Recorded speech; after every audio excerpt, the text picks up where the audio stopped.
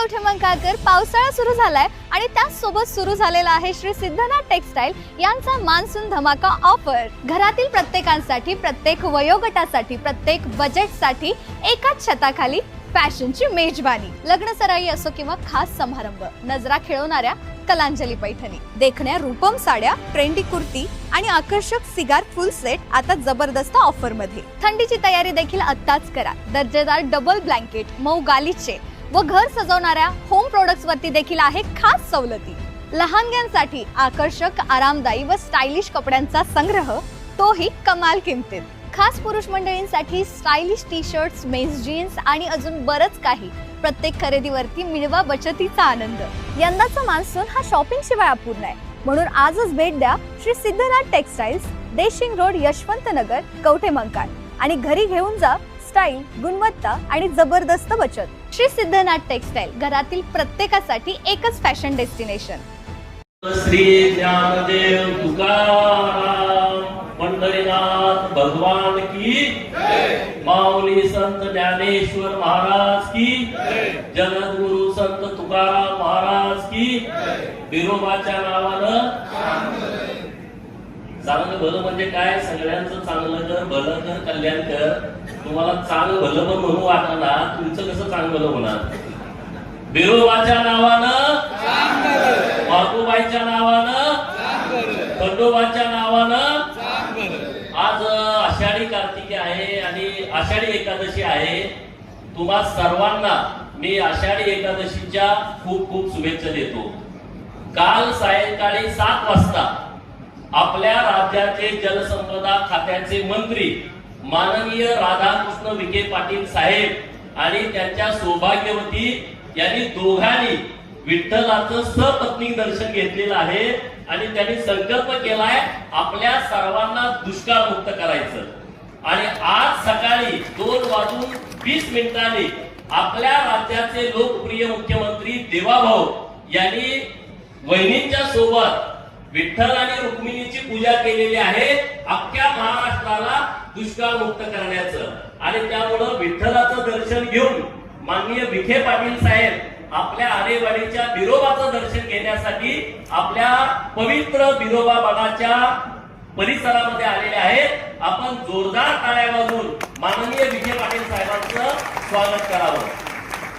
व्यासपीठावरती माननीय माजी खासदार संजय काका, माननीय आमदार रोहित दादा, माननीय माजी जिल्ह्याचे अध्यक्ष पृथ्वीराज बाबा, आमचे मोठे बंधू माननीय ब्रह्मानंद शेठ पडळकर, माननीय धुमाळ साहेब आवर्जून उपस्थित आहेत, माननीय आपल्या मॅडम अहिरराव मॅडम याही उपस्थित आहेत आणि जलसंपदा खात्याचे सगळे अधिकारी आहेत। आणि तुम्ही सगळे काल परवा तुम्हाला सांगितलं आणि इतक्या मोठ्या संख्येनं तुम्ही शेतकरी सगळे उपस्थित आहात, तुमच्या सगळ्यांचं मी स्वागत करतो।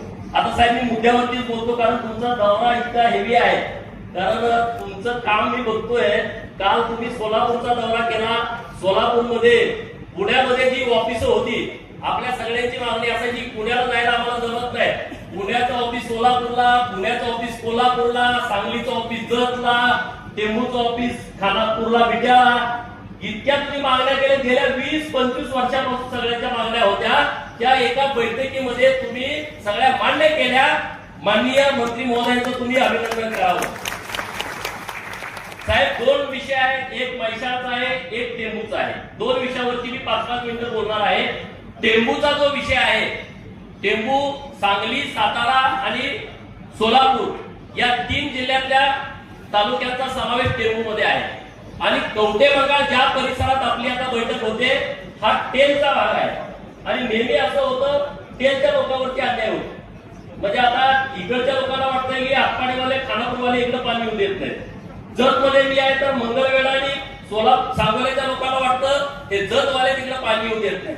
आणि म्हणून माझी विनंती आहे साहेब, ही योजना इतकी आता मोठी वाढायला लागलेली आहे। मान खटावचा पण भाग आता नव्यानं तुम्ही समावेश केला। 7,000 कोटीचं जेव्हा टेंडर काढलं, सांगोल्याची राहिलेली वंचित गावं यामध्ये घेतली, आटपाडीची वंचित गावं, नदीच्या पूर्वेकडची आणि पश्चिमेकडची 2-4 गावं तुम्ही यामध्ये घेतली। आणि इथं कवठेमंकाळ मधली जी 5 गावं वंचित होती त्यांचा समावेश तुम्ही टेंबूमध्ये केलाय।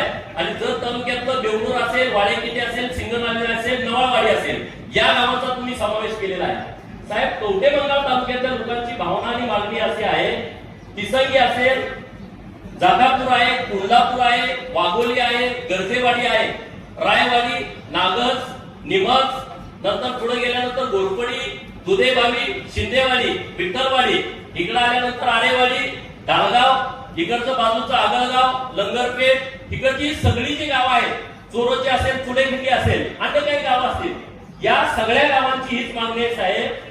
आता ज्या जुन्या टेंबू योजनेमध्ये गाव आहेत त्यांना आवर्तन जेव्हा चालू होत आहे तेव्हा कंपल्सरी पाणी मिळालं पाहिजे. त्या सगळ्या लोकांना पाणी मिळत नाही.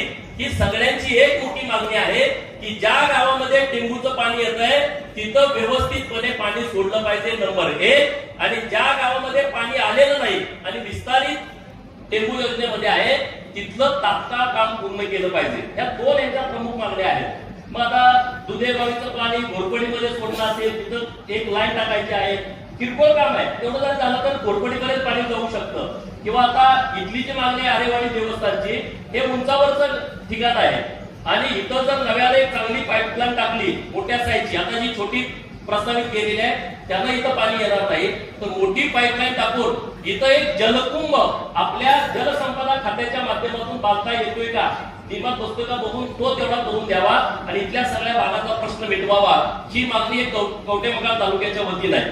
आता सार्वजनिक मागणी माझी ही साहेब आहे, ही योजना जुनी आहे आणि आता तुमच्या ज्या 2009 ला पंप बसवलेले आहेत आणि 2 टप्पा क्रमांक 1 अ टप्पा क्रमांक ब हे 33 आणि 30 जे पंप आहेत साहेब, हे पंप जुने झाले. 40,000पेक्षा जास्त तास हे पंप चाललेले आहेत. त्यामुळे हे पंप बदलल्याशिवाय ही योजना व्यवस्थितपणे चालू शकत नाही, कवठेमहांकाळला पाणी मिळू शकत नाही. म्हणून माझी विनंती आहे की तात्काळ याचं सर्वेक्षण करून त्याला जे 1.5 कोटी रुपये लागणार आहेत त्याचा निधी उपलब्ध करून हे पंप पहिल्यांदा बदलून घ्यावे, ही मागणी आमची आपल्याकडे आहे. दुसरा जो मुद्दा आहे तो म्हैसाळचा आहे आणि साहेब हा विषय अत्यंत सिरियस आहे. साहेब म्हैसाळचा जो विषय आहे तो अत्यंत सिरियस आहे. टप्पा क्रमांक 1, टप्पा क्रमांक 2, टप्पा क्रमांक 3 हे 3 टप्पे महत्वाचे आहेत. या टप्पा क्रमांक 1 मधून जे आपण पाणी उचलतोय कृष्णा नदी ते पंप हाऊस साहेब, तिथं पंप आहेत 30, चालू असतात 25. हा अत्यंत सिरियस विषय मी मांडायला लागलोय. म्हैसाळ योजना जर आपल्याला प्रभावीपणे चालवायची असेल तर टप्पा क्रमांक 1 जो कृष्णा नदी ते पंप हाऊस 30 पंप आहेत, त्यातले 25 पंप चालतात आतापर्यंत, त्याच्यापेक्षा जास्त पंप चालू शकत नाही. टप्पा क्रमांक 2 किलोमीटरवरती लगेच आहे म्हैसाळमध्ये, तिथं पंप आहेत 34, चालतात 26.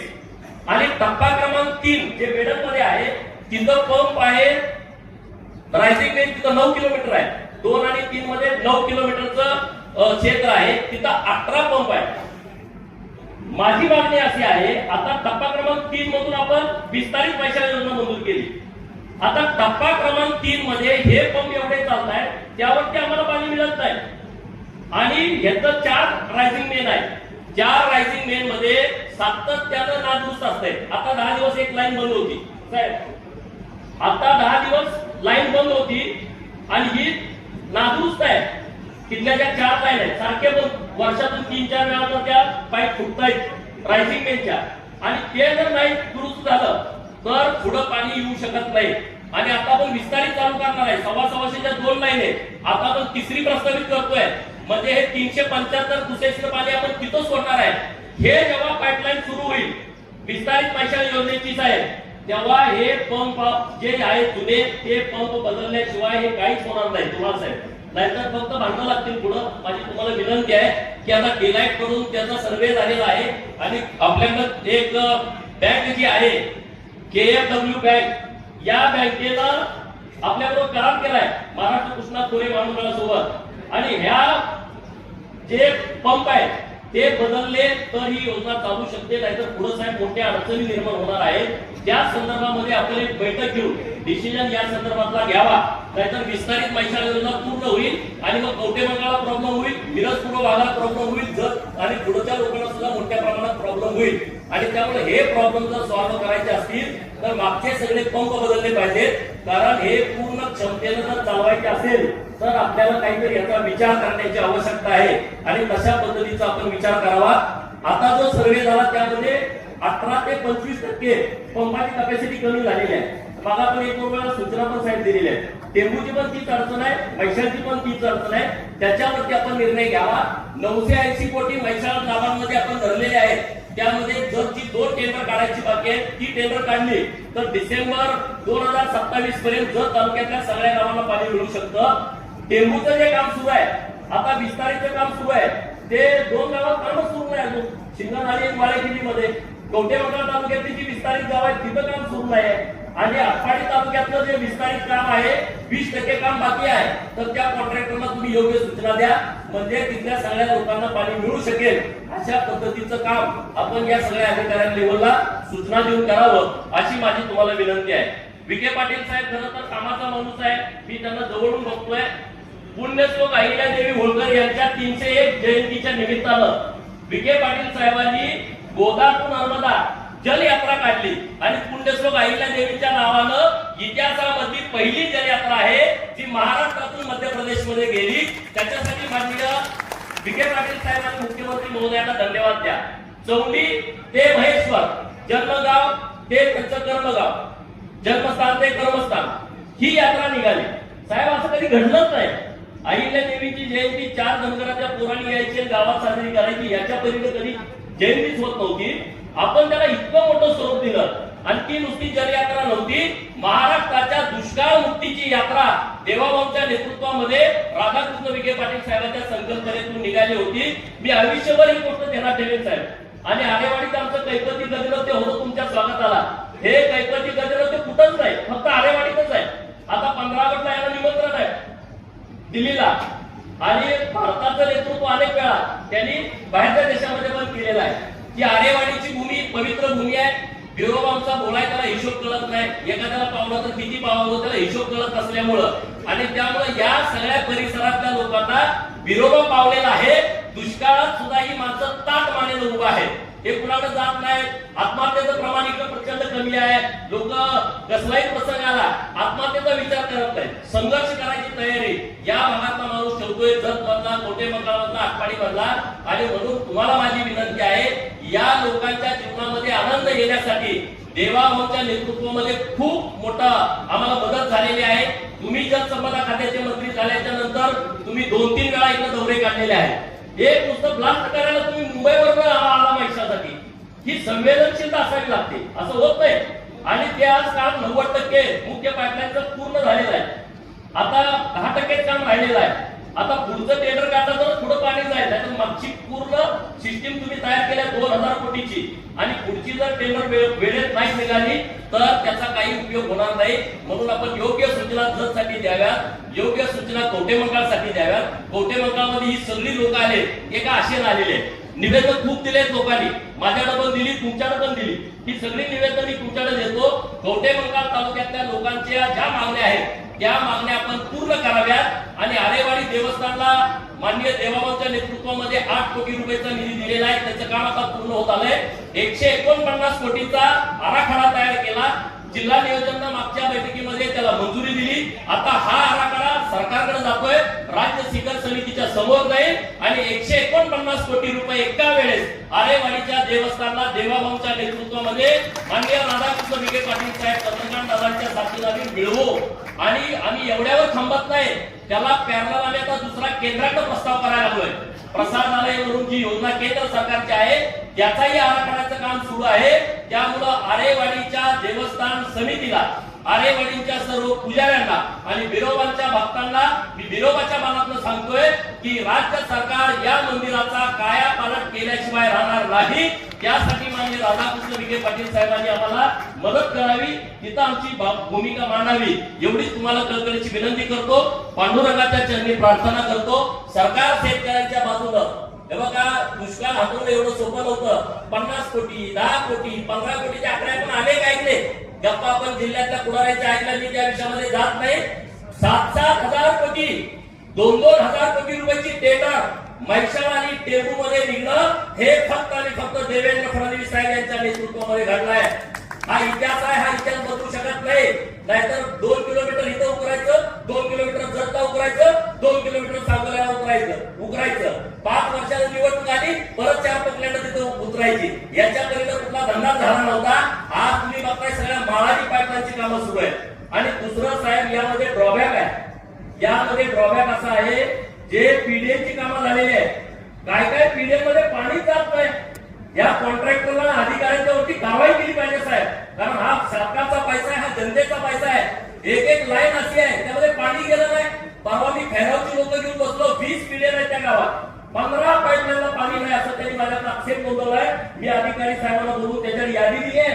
15 पाईपलाईनला पाणी जात नसेल तर मग हा पैसा पाण्यात जाईल ना, याच्यावरती साहेब सक्त सूचना दिल्या पाहिजे. आटपाडी तालुक्याच्या टेंबूच्या अनेक कामं झाली, पाणी चढत नाही. कुरुंदवाडी नावाचं गाव आहे, पाईपलाईन टाकली, एकदाही पाणी तिथे गेलं नाही. जबाबदार कोण यामध्ये? कुणावरती जबाबदारी निश्चित केली पाहिजे, तर ही लोक पुढे सुधारतील. नाहीतर कॉन्ट्रॅक्टर नुसतं उघडणार, पाईप टाकणार आणि त्यातलं पाणी जाणार नाही, तर लोकांचं मोठं नुकसान होईल, सरकारच्या पैशाचा अपव्यय होईल. आणि त्यासाठी आपण योग्य सूचना द्याव्यात. परत एकदा आरेवाडीच्या मनामध्ये मी आपलं हृदयापासून हार्दिक स्वागत करतो, विरोबाच्या चरणी प्रार्थना करतो. देवाभावना आणि राधाकृष्ण विखे पाटील साहेबांना इतके प्रचंड आशीर्वाद द्या की त्यांच्या हातून महाराष्ट्रातला कुठलाही तालुका दुष्काळी राहिला नाही पाहिजे, तो दुष्काळी मुक्त झाला पाहिजे. इतकी शक्ती विरोबाने आणि पंढरपूरच्या पांडुरंगाने देवाभावना आणि राधाकृष्ण विखे पाटील साहेबांना द्यावी अशी प्रार्थना करतो आणि थांबतो. जय हिंद, जय महाराष्ट्र.